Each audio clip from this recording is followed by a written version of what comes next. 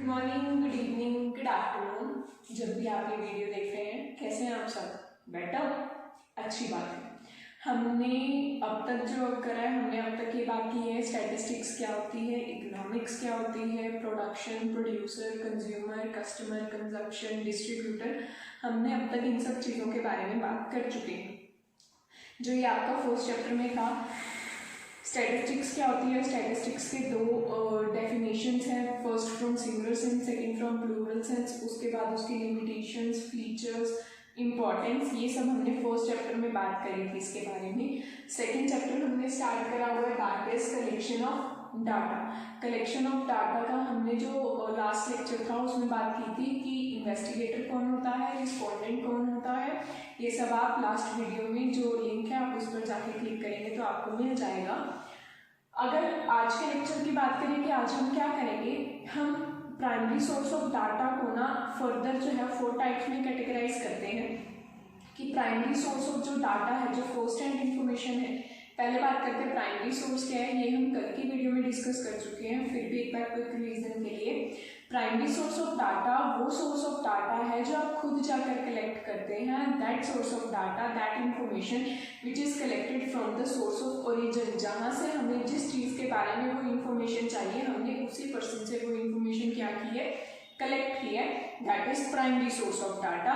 हम खुद गए हैं, हमने खुद वो डाटा कलेक्ट करा है, दैट इज प्राइमरी सोर्स।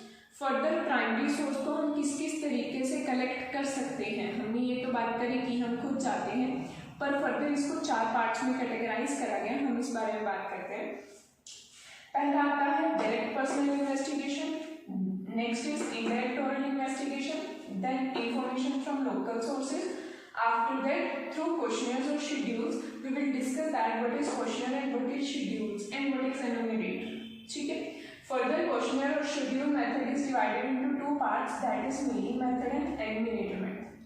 चलिए, प्राइमरी सोर्स हमने देखे हैं। प्राइमरी सोर्स क्या होता है? प्राइमरी सोर्स वो सोर्स जो खुद हम जाकर डाटा कलेक्ट कर रहे हैं, data collected from the source of origin और फर्स्ट हैंड इंफॉर्मेशन। अब हम बात करते हैं जो हमारा फर्स्ट टॉपिक है आज का, that is direct personal investigation. Direct personal investigation क्या है? 3 वर्ड्स हैं, direct personal investigation, ABC।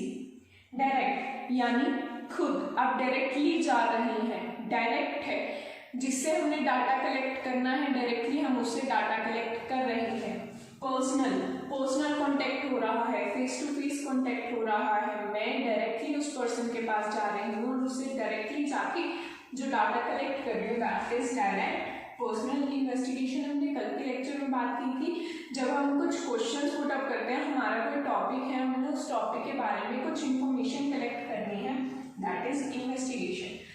Example के लिए अगर मैं ये बात करूँ, मुझे अपने स्ट्रीट की लोकेलिटी में उन लोगों के घर जाना है या ये पता करना है कि कितने % जो चिल्ड्रंस हैं वो PUBG खेलते हैं, अगर मैं इस बारे में बात करूँ तो मैं खुद जाऊँगी, उनसे डाटा कलेक्ट करूँगी ना, तो वो मैं खुद जाकर जब उनसे बात कर रही हूँ, दैट मीन्स डायरेक्टली मैं पर्सनली जा रही हूँ, मैं किसी और को नहीं भेज रही, दैट मीन्स पर्सनल। मैं उनसे जाके क्वेश्चंस पूछ रही हूँ कि आप PUBG खेलते हैं या नहीं खेलते, या कितने टाइम तक खेलते हैं, या कौन से लेवल पर है, क्या चीज़ है, क्या चीज़ नहीं है, दैट इज इन्वेस्टिगेशन। डायरेक्टली मैं खुद जाकर अप्रोच कर रही हूँ, that is direct personal investigation. ठीक है। अब आप लोग मुझे ये बताइए, जब आप डायरेक्ट पर्सनल इन्वेस्टिगेशन के मेथड से जा रहे हैं, दैट मीन्स आप ये मेथड अडॉप्ट कर रहे हैं, तो इसकी क्या क्या मेरिट्स होंगी, क्या क्या इसकी सूटेबिलिटी होंगी, कहाँ पर यूज होगा? जहाँ पर एरिया क्या होगा, नैरो, जहाँ पर हमें डाटा क्या चाहिए, एक्यूरेट, जहाँ पर हमें डाटा चाहिए, रिलायबल, जहाँ पे हमें डाटा क्या चाहिए, सीक्रेटिव, और जहाँ पर हम डाटा को क्या कर सकते हैं, चेंज कर सकते हैं, that is information is elastic. ठीक है, वहाँ पर हमें डायरेक्ट पर्सनल इन्वेस्टिगेशन यूज कर सकते हैं। इसकी क्या क्या डिमेरिट है? ये बायसनेस है, हम जाकर डाटा कलेक्ट करें ना करें, बायसनेस, और ये डाटा काफ़ी कॉस्टली है, ये डाटा जो है आपका एक्सपेंसिव है, ये डाटा जो आपका वाइड एरिया में यूज नहीं होता, ये सब चीज़ आपकी डायरेक्ट पर्सनल इन्वेस्टिगेशन की क्या हो जाएगी, डिमेरिट हो जाएगी। हमारा फर्स्ट प्राइमरी सोर्स के अंदर जो टॉपिक था that is direct personal investigation वो खत्म हो चुका है। नेक्स्ट पे बात करते हैं that is indirect oral investigation. Again 3 words का कॉम्बिनेशन है,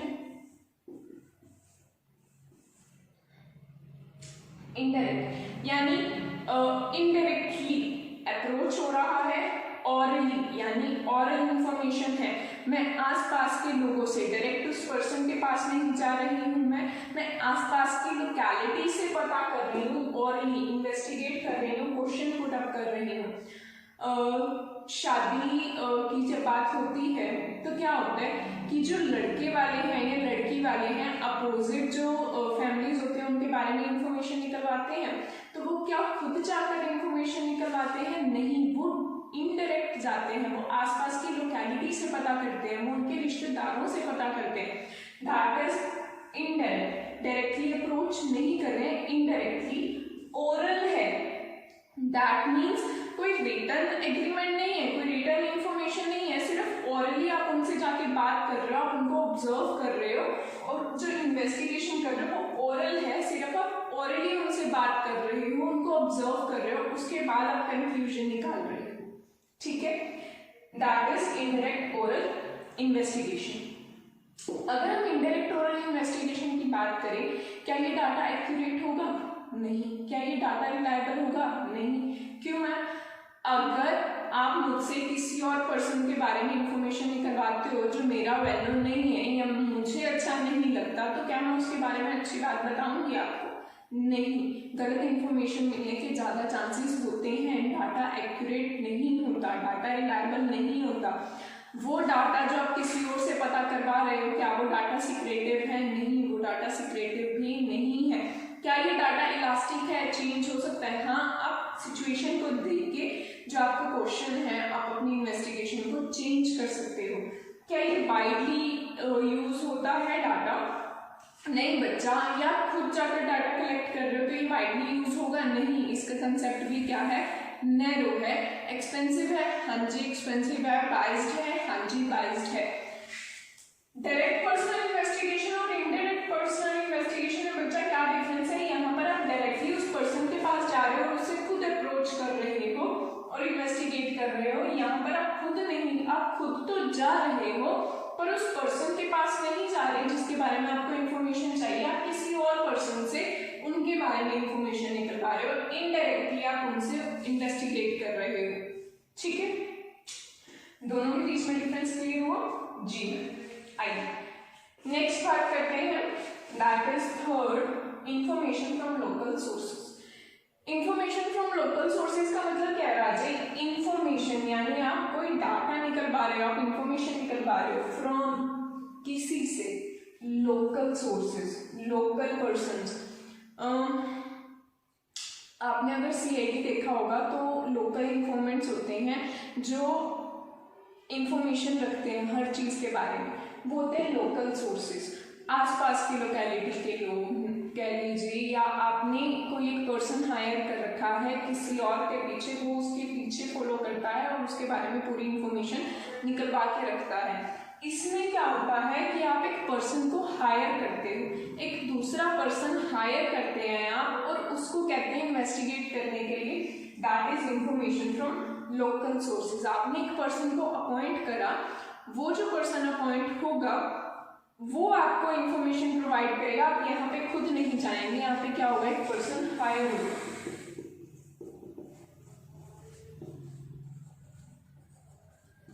यहाँ पे आप क्या करेंगे, एक पर्सन को हायर करेंगे जो आपके लिए इंफॉर्मेशन को कलेक्ट करेगा। क्या ये एक्यूरेट होगा? क्या ये रिलायबल होगा? क्या ये सिक्रेटिव होगा? क्या ये बायस्ड होगा? क्या ये एक्सपेंसिव होगा? क्या ये हर जगह यूज हो जाएगा? क्या ये यूनिफॉर्म होगा? क्या ये इलास्टिक होगा? जो इंफॉर्मेशन फ्रॉम लोकल सोर्सेज है राजे, वो एक्यूरेट नहीं होगा, बट हाँ एक्यूरेट हो भी सकता है। ये डिपेंड करता है लोकल सोर्स ऑफ इंफॉर्मेशन की कि वो आपके ऊपर कितना जो है रिलायबल है वो person. If that person is reliable तो आपका डाटा क्या होगा, एक्यूरेट होगा, आपका डाटा रिलायबल होगा, आपका डाटा सिक्रेटिव होगा। अगर वो पर्सन जो है अपने काम में वेल एक्सपर्ट है और इस चीज़ के लिए आपको एक्सपर्ट नॉलेज चाहिए। जो आपका जो पर्सन आप हायर कर रहे हैं वो उसको वेल नॉन नॉलेज होनी चाहिए, एक्सपर्ट होना चाहिए इंफॉर्मेशन कलेक्ट करने के मामले में। ठीक है, क्या ये डाटा एक्सपेंसिव है? हाँ जी मैम, ये डाटा एक्सपेंसिव है क्योंकि हम एक एक्सपर्ट पर्सन को हायर कर रहे हैं इंफॉर्मेशन कलेक्ट करने के लिए। ऑब्वियसली हमें उसको इंफॉर्मेशन देनी ही पड़ेगी, हमें उसको सैलरी रेम्यूनरेशन कुछ ना कुछ इन एक्सचेंज कंसिडरेशन के लिए देना ही पड़ेगा। तो वो क्या होगा, वो एक्सपेंसिव हो जाएगा। Clear? Information from local sources, very good. अगर हम फोर्थ मेथड की बात करें थ्रू क्वेश्चनियर और शेड्यूल, सबसे पहले हमें ये जानना होगा क्वेश्चनियर्स है क्या। क्वेश्चनियर्स क्या होता है बच्चा? क्वेश्चनियर्स जो है वो एक सेट ऑफ क्वेश्चंस होते हैं जो प्रिपेयर होते हैं इन्वेस्टिगेशन को इजी बनाने के लिए। ऑलरेडी आपके पास एक क्वेश्चंस का सेट बना होता है जिसको हम क्वेश्चनियर्स कहते हैं। उस क्वेश्चनियर्स में जो जो क्वेश्चंस आपको आपकी इन्वेस्टिगेशन के दौरान पूछने हैं, ड्यूरिंग योर इन्वेस्टिगेशन जो आपको क्वेश्चंस पूछने हैं ना, वो सब इस क्वेश्चनियर्स में होंगे। आपका नेम, आपकी एज, आपकी क्वालिफिकेशन, आप मैरिड हैं या नहीं, मेल फीमेल, आपका वर्क एक्सपीरियंस, आप क्या चाहते हैं, जो जो उसको इन्वेस्टिगेशन से रिलेटेड होगा वो सब उस क्वेश्चनियर में ऑलरेडी होगा। तो एक proper form of set of questions जो ऑलरेडी प्रिपेयर होती है इन्वेस्टिगेशन में, उसको हम क्वेश्चनियर्स या शेड्यूल कहते हैं। ठीक है, जो ये मेथड है थ्रू क्वेश्चनियर और शेड्यूल, ये दो पार्ट्स में डिवाइड होता है, that is mailing method and enumerator method. अब आपको ये समझ आ गया क्वेश्चनियर से क्या होगा कि या तो आप खुद जाएंगे, क्या होगा क्वेश्चनियर मेथड में, मेलिंग मेथड में, क्वेश्चनियर में या तो आप खुद जाएंगे एक क्वेश्चनियर लेके, उस क्वेश्चनियर को आप लोगों से फिल करवाएंगे, आप रिस्पोंडेंट से फिल करवाएंगे उस क्वेश्चनियर को, या तो ये होगा, या आपको उस क्वेश्चनियर को किसी और के हाथ में दे देंगे कि हाँ वो पर्सन जाए और वो डाटा कलेक्ट करके लेकर आए, या फिर ऐसे हो सकता है कि आपने वो डाटा को मेल कर दिया। इंटरनेट का टाइम है, इंटरनेट सब यूज करते हैं, वो डाटा आपने भिजवा दिया या मेल करवा दिया। हम देखते हैं कैसे हो सकता है। फर्दर इसको डिवाइड होता है मेलिंग मेथड और एन्यूमरेटर मेथड। मेलिंग मेथड में क्या होता है राजे कि आप जो क्वेश्चनियर है ना वो किसी को इंटरनेट की हेल्प से मेल कर देते हैं। आप सबको मेल आईडी तो पता है, मेल आईडी क्या होती है, तो आप मेल कर देते हैं उस क्वेश्चनियर को, एक सेट ऑफ क्वेश्चंस को आप मेल कर देते हैं रिस्पोंडेंट को। ठीक है मैम, हम समझ गए, हमने मेल कर दिया इलेक्ट्रॉनिक की हेल्प से, या आप उसको मेल कर सकते हैं, या आप किसी भी जो सोशल अकाउंट में जैसे व्हाट्सएप है, इंस्टाग्राम है, आपने उस पर उसको सेंड कर दिया। ठीक है मैम, ऐसा भी तो हो सकता है ना कि हाँ हम उस चीज़ को चेक ही ना करें, हम मेल को चेक ही ना करें। हाँ जी बिल्कुल हो सकता है मैम। क्या ऐसा हो सकता है कि अगर हमारे पास इंटरनेट कनेक्शन नहीं है तो हाँ हम मेल जो क्वेश्चनियर है वो आएगी ही नहीं हमारे पास और हम उसको फिल ही नहीं कर पाएंगे। हाँ जी बिल्कुल हो सकता है मैम। क्या ऐसे हो सकता है जो इलिटरेट पर्सन है उनको तो चलाना ही नहीं आता फोन, वो तो जानते ही नहीं और पढ़ना लिखना भी नहीं जानते, तो दैट मीन्स वो भी क्वेश्चनियर को फिल नहीं कर पाएंगे। बिल्कुल बच्चा, वो भी नहीं फिल कर पाएंगे। दैट मीन्स जो ये मेलिंग मेथड है क्वेश्चनियर का, उसकी क्या क्या प्रॉब्लम्स हैं। एक तो आपको नॉलेज होनी चाहिए इंटरनेट चलाने की, आप हैबिचुअल होने चाहिए ये सब चीज़ों को चलाने के लिए, आप एजुकेटेड होने चाहिए, आपको एक्सपर्ट नॉलेज होनी चाहिए, आपके पास वेल इक्विप्ड इंस्ट्रूमेंट्स होने चाहिए इस चीज़ को हैंडल करने के लिए। और इसकी मेरिट्स क्या हैं? ये वाइडली यूजेबल है, सीक्रेटिव इंफॉर्मेशन है, आप जल्दी से जल्दी इंफॉर्मेशन को कलेक्ट कर सकते हैं। और इसकी क्या मेरिट है बच्चा कि लोग ना मेल आपको कितनी आती होंगी, कितनी मेल्स आती होंगी आपके पास, क्या होता है कि आप उन मेल्स का रिप्लाई भी नहीं करते होंगे, आप उन मेल्स को चेक भी नहीं करते होंगे। ऐसा बहुत बार होता है कि मेल्स चेक ही नहीं होती हैं, मेल्स का रिप्लाई ही नहीं करते हैं, फीडबैक ही नहीं जाता है। तो बहुत ऐसा होता है कि उनको फीडबैक के लिए कहना पड़ता है और वो इग्नोर कर देते हैं जो रिस्पोंडेंट्स होते हैं। तो इसकी डीमेरिट है सबसे बड़ी कि हमारे पास फीडबैक नहीं आता, हमारे पास जो रिस्पोंडेंट्स हैं उनका रिस्पॉन्स नहीं आता। ठीक है मैम, अब तक हमने क्या बात करी? क्वेश्चनियर दो टाइप का है, मेलिंग और एन्यूमरेटर। मेलिंग हमने बात करी कि वाइडली यूजेबल है, सीक्रेटिव है, डायरेक्टली उस पर्सन से कलेक्ट हो रहे तो एक्यूरेट और रिलायबल होने के चांसेस हैं, बायस्ड नहीं होगा, साथ के साथ ये एक्सपेंसिव नहीं है और क्या होगा बच्चा, ये वाइडली एक्सेप्टेबल है। और क्या होगा, इसका फीडबैक नहीं मिलता है हमें, और इसके लिए हमें एक्सपर्ट नॉलेज चाहिए, एजुकेटेड पर्सन्स चाहिए इसके लिए हमारे पास, और वेल इक्विप्ड इंस्ट्रूमेंट्स होने चाहिए। ठीक है, ये हमारा नेलिंग मेथड है। फिर अगर हम बात करें एन्यूमरेटर मेथड की, कि एन्यूमरेटर मेथड क्या है बच्चा, इसमें जो है आप एक पर्सन जो है वो डायरेक्टली खुद जाता है, और जो रिस्पोंडेंट है ना, जिसको आंसर देना है, जिससे आपने इंफॉर्मेशन कलेक्ट करनी है, डायरेक्टली उस पर्सन के पास जाकर इंफॉर्मेशन कलेक्ट करता है। यहाँ पर सेम हम उस क्वेश्चनर को सिर्फ मेल करते हैं और वो फिल करता है। एन्यूमरेटर मेथड में हम जाते हैं और हम उनसे जाके खुद अप्रोच करते हैं। अब एक चीज बताइए, अगर हम जा रहे हैं तो जो इंफॉर्मेशन ऑफ सोर्स है, जो सोर्स ऑफ इंफॉर्मेशन है, वो इलास्टिक होगा या इनइलास्टिक, वो चेंजेबल है, वो इलास्टिक है। हम सिचुएशन को देख के क्वेश्चन को क्या कर सकते हैं, मोल्ड कर सकते हैं, चेंज कर सकते हैं, दैट इज एन्यूमरेटर मेथड। और क्या वो चेंज हो सकता है नेलिंग मेथड में? नहीं राजा, आपने तो पहले ही क्वेश्चनर को भेज दिया, बाद में क्या चेंज करोगे?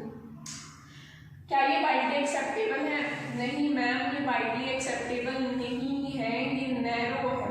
ये आप हर जगह हर पर्सन को नहीं भेज सकते, ये नैरो यूजेज में यूज होता है। एक्यूरेट है, हाँ जी। रिलायबल है, हाँ जी। बाइस्ड है, नहीं, बाइस्ड नहीं है एक हद तक। अगर एन्यूमरेटर खुद जाकर डाटा कलेक्ट कर रहा है, दैट मीन्स बाइस्ड नहीं है। बट अगर एन्यूमरेटर खुद ही उस डाटा को फिल कर रहा है तो क्या होगा, वो बाइस्ड डाटा होगा। ठीक है, चलिए अब तक हमने क्या बात करी, sources of data, primary source of data, secondary source of data, primary source for the direct personal investigation, indirect oral investigation, information from local sources, and through questionnaire or schedules, and further questionnaire and schedules are divided into two parts, that is mailing method and enumerator method.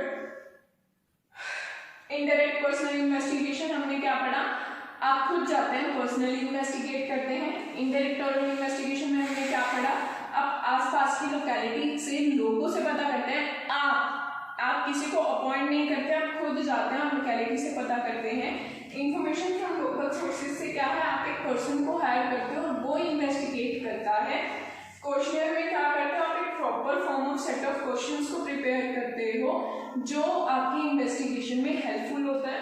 जो questionnaire होगा वो या तो mailing method से आपको help करेगा या enumerator method से। यहाँ तक क्लियर हो गया? हाँ जी मैम, यहाँ तक क्लियर है। अब जो हमारा बच्चा नेक्स्ट टॉपिक है वो क्वेश्चनर से ही रिलेटेड है, that is qualities of questioner. Questioner की क्या क्या क्वालिटीज हैं, क्वेश्चनर में क्या क्या क्वालिटीज होनी चाहिए।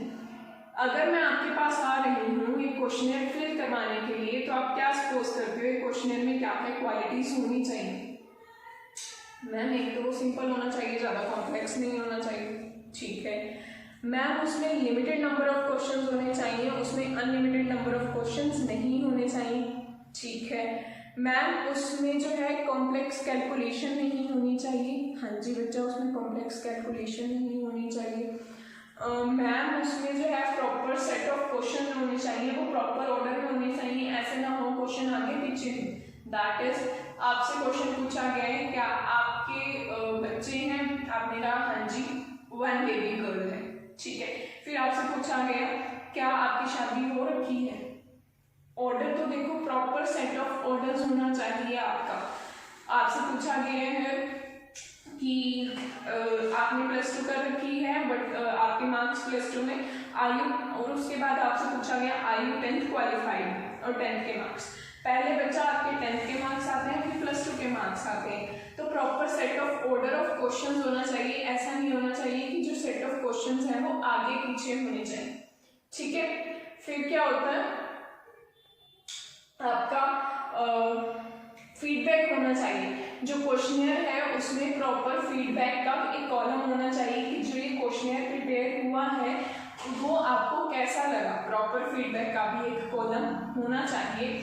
और क्या होता है, सिंपल हो गया, एक्यूरेट हो गया, आपका कॉम्प्लेक्स नहीं होना चाहिए, कैलकुलेशंस नहीं होनी चाहिए, रेलिवेंट होना चाहिए। जो क्वेश्चंस हो क्वेश्चनर में और जो आपका टारगेट है, जो आपकी इन्वेस्टिगेशन है, वो दोनों रेलिवेंट होने चाहिए। ऐसा ना हो कि आपके क्वेश्चंस मैच नहीं कर रहे आपकी इन्वेस्टिगेशन से, ठीक है।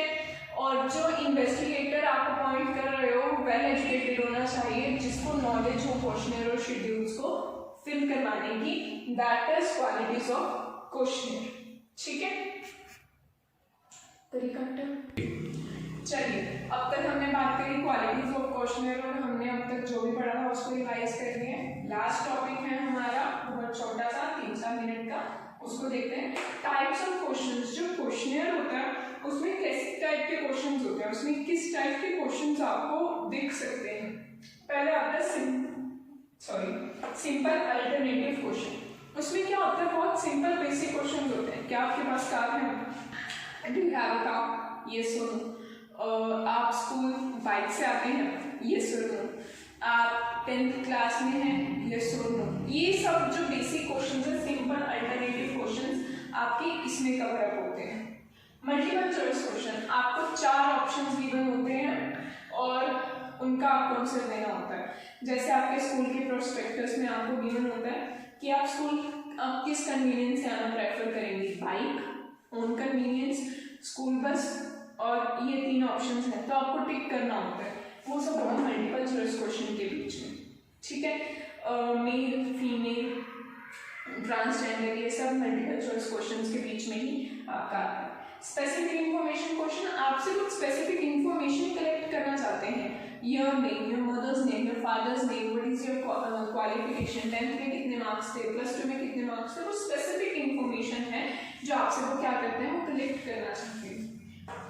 ओपन क्वेश्चन में क्या आता है बच्चा? ओपन क्वेश्चन ये है कि रिक्वेस्ट टू एक्सप्रेस व्यूज। आपको एक टॉपिक दिया जाता है और कहा जाता है आपको कि आप अपने व्यूज एक्सप्रेस कीजिए इस टॉपिक पर, आपके क्या व्यूज हैं। बेसिकली इन क्वेश्चंस का मोटो क्या होता है? क्वेश्चंस का मोटो ये होता है कि आप ऑप्टिमिस्टिक हैं या पेसिमिस्टिक हैं, ये जानना चाहते हैं कि जो आपका व्यू है सोसाइटी को देखने के लिए, एक प्रॉपर स्पेसिफिक टॉपिक जो है, प्रॉपर स्पेसिफिक जो क्वेश्चन है उसको देखने के लिए आपका व्यू कैसा है, वो पॉजिटिव है या नेगेटिव है। ऑप्टिमिस्टिक दैट मीन्स आपका व्यू जो है वो पॉजिटिव है, एंड पेसिमिस्ट दैट मीन्स आपका जो व्यू है वो क्या है, नेगेटिव है उस प्रॉपर चीज को लेकर। ठीक है, अल्टरनेटिव सिंपल बेसिक की बात करें, आपके पास कार है, हाँ या नहीं, आप अपने कन्वीनियंस से आएंगे, बस से आएंगे या कैसे आएंगे, मल्टीपल चॉइस। स्पेसिफिक आपका नेम, आपका father's name, mother's name, qualification specific. Open question जो है वो आपके व्यूज जानने के लिए। ठीक है, यहाँ तक क्लियर है।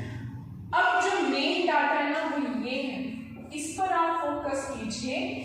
If you are getting data, आप डाटा को देख रहे हैं फ्रॉम समबडी एल्स, किसी और से कलेक्टेड, वो किसी और ने कलेक्ट करा, from it source of origin, जो उस पर्सन ने डाटा कलेक्ट करा वो अपने सोर्स से कलेक्ट करा, but did not use it, और उसने उसको यूज नहीं करा हिज ओन स्टडी, अपनी स्टडी में, it will be deemed as primary data.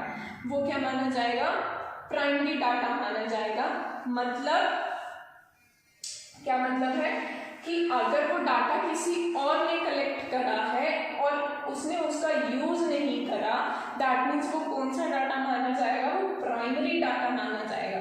माने कि उस पर्सन ने उसको प्राइमरी सोर्स ऑफ डाटा से कलेक्ट करा, बट उसने उसका यूज नहीं करा और आपने जो है उसका वो डाटा ले लिया, तो वो कौन सा डाटा माना जाएगा? वो प्राइमरी डाटा माना जाएगा।